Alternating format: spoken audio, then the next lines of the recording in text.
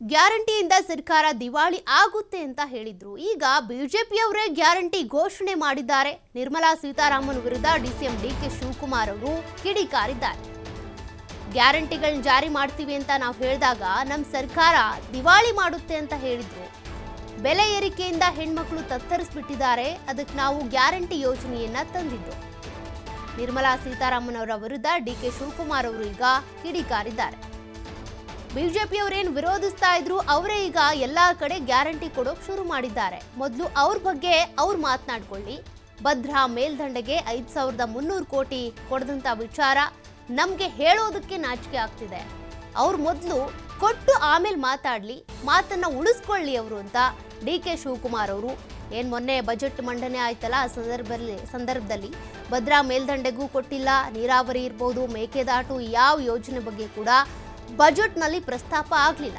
ಹೀಗಾಗಿ ಡಿಕೆ ಶಿವಕುಮಾರ್ ಅವರು ಈಗ ಅಸಮಾಧಾನವನ್ನ ಹೊರಹಾಕಿದ್ದಾರೆ. ಕೊಟ್ಟು ಮಾತನ್ನ ಕೇಂದ್ರ ಸರ್ಕಾರ ಉಳಿಸ್ಕೊಳ್ಳಿ ಅಂತ ನಿರ್ಮಲಾ ಸೀತಾರಾಮನ್ ಅವರ ವಿರುದ್ಧ ಕಿಡಿಕಾರಿದ್ದಾರೆ.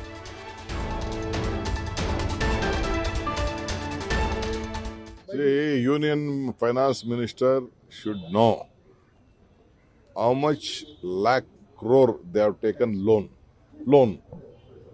We have not taken such loan. We are managing. Honorable Prime Minister said that when we gave this guarantee, 5 guarantee ಕೊಟ್ಟಾಗ ನಮ್ಗೆಲ್ಲ ಅವ್ರು ಹೇಳ್ತಾ ಇದ್ರು ಅವರು ದಿವಾಳಿ ಆಗೋಗ್ಬಿಡ್ತದೆ ಅಂತ ಹೇಳ್ತಾ ಇದ್ರು. ಆಗಲೇ ಎಲ್ಲ ಎಲೆಕ್ಷನ್ ಈಗ ಅವ್ರು ಗೆಲ್ಲಕ್ಕೆ ನಮ್ಮ ಹಾದಿ ಹಿಡ್ದವ್ರೆ. ನಾವು ಓಟ್ಗೆಲ್ಲ ನಾವು ಕೊಡ್ತಾ ಇದ್ದಿದ್ದು. ಬೆಲೆ ಏರಿಕೆಯಿಂದ ಹೆಣ್ಮಕ್ಳು ತತ್ತರಿಸ್ತಾ ಇದ್ರು, ಗ್ಯಾಸ್ ಬೆಲೆ ಜಾಸ್ತಿ ಆಯಿತು, ದಿನ ಸಾಮಾನ್ಯಗಳು ನಿತ್ಯ ಸಾಮಾನ್ಯಗಳ ಬೆಲೆ ಜಾಸ್ತಿ ಆಯಿತು, ಬದುಕಕ್ಕೆ ಆಗ್ತಾ ಇಲ್ಲ ಅಂತೇಳಿ ನಾವು ಗ್ಯಾರಂಟಿಗಳು ಕೊಟ್ಟಿದ್ದು. ಅವರು ಇದನ್ನು ಎಲ್ಲ ಕಡೆನೂ ಶುರು ಮಾಡಿದ್ದಾರೆ. ಸೊ ಕೇಂದ್ರ ಸರ್ಕಾರದ ಈಗ ಅವ್ರು ಹೇಳಿ ನಮ್ಮ ದಿವಾಳಿ ಆಗಿದೆಯೋ ಸರಿ, ಅದು ನೆಕ್ಸ್ಟ್ ಪಾಯಿಂಟು. ನಮ್ಮ ರಾಜ್ಯಕ್ಕೆ ಕೊಡುಗೆ ಏನು ಅಂತ ಒಂದು ಪಟ್ಟಿ ಬಿಡುಗಡೆ ಅವರ ಸೆಂಟ್ರಲ್ ಮಿನಿಸ್ಟರ್ಸ್ ಅವರು ಸೇರಿ ಮೊದಲು ಮಾಡಿದೆ. ನೋಡಿ, ನಾಚಿಕೆ ಆಗ್ತದೆ. ಮಾತು ಏನಾದ್ರು ಈ ನಾಲ್ಗೆಲ್ಲಿ ಮಾತು ಕೊಟ್ರೆ ಆ ಮಾತನ್ನ ಉಳಿಸ್ಕೊಳ್ಬೇಕು. ಫಸ್ಟ್ ನಾನು ಅವ್ರಿಗೆ ರಿಕ್ವೆಸ್ಟ್ ಮಾಡ್ಕೊಳ್ತೀನಿ, ನಿಮ್ಮ ಮಾತು ಉಳಿಸ್ಕೊಳ್ಳಿ, ಆಮೇಲೆ ಮಿಕ್ಕಿದ ಮಾತು.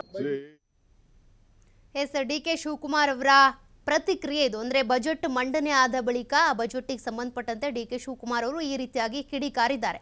ನಮ್ಮ ರಾಜ್ಯಕ್ಕೆ, ಕರ್ನಾಟಕಕ್ಕೆ ಕೇಂದ್ರ ಬಜೆಟ್ನಲ್ಲಿ ಏನೇನು ಕೊಟ್ಟಿದ್ದಾರೆ ಅದನ್ನ ಪಟ್ಟಿ ಮಾಡಲಿ ಅಂತ. ಯಾಕೆಂದ್ರೆ ಕೊಟ್ಟ ಮಾತನ್ನ ಅವ್ರು ಉಳಿಸ್ಕೊಳ್ಳಲ್ಲ ಅಂತ ಅಂದ್ರೆ ಇದ್ರ ಬಗ್ಗೆ ನಮಗೆ ಮಾತನಾಡೋದಕ್ಕೂ ಕೂಡ ನಾಚಿಕೆ ಆಗುತ್ತೆ. ಭದ್ರಾ ಮೇಲ್ದಂಡೆ ಯೋಜನೆಗೆ 5300 ಕೋಟಿ ಕೊಡ್ತೀವಿ ಅಂತ ಹೇಳಿದ್ರು. ಮಧ್ಯಂತರ ಬಜೆಟ್ನಲ್ಲಿ ಇದನ್ನ ಘೋಷಣೆ ಮಾಡಿದ್ರು. ಹಿಂದೆ ಬಸವರಾಜ ಬೊಮ್ಮಾಯಿ ಅವರು ಕೂಡ ಇದನ್ನ ಹೇಳಿದ್ರು. ಬಟ್ ಇದ್ಯಾವುದು ಕೂಡ ಅನುಷ್ಠಾನಕ್ಕೆ ಬರೋದಕ್ಕೆ ಹಣ ಕೊಡ್ತಾ ಇಲ್ಲ.